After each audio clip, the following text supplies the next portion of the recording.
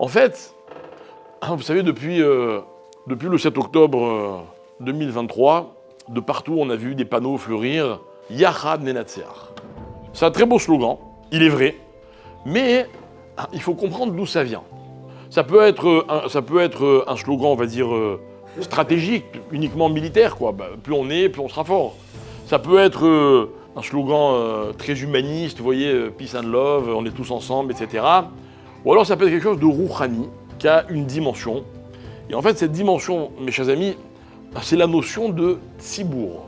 Tzibour, ça veut dire faire partie d'un ensemble. Vous savez, quand je parle de tzibour, je ne peux pas faire abstraction d'un souvenir, qui pour moi est un souvenir très poignant, de la dernière vraie discussion que j'ai eue avec mon père. C'était un peu moins d'un mois avant que malheureusement il soit niftar. Il était en Israël, mais déjà, il parlait de moins en moins. Et c'était Shabbat après-midi, c'était la Souda Shlichit. Et je ne sais pas comment on discute de synagogue. On est donc à Jérusalem, dans le quartier de Beit Vegan, si vous connaissez. Il y a des synagogues francophones qui ont fleuri vraiment à tous les coins de rue.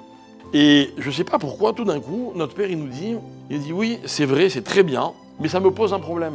Le problème, il dit, c'est que les gens ne s'attachent plus à une communauté.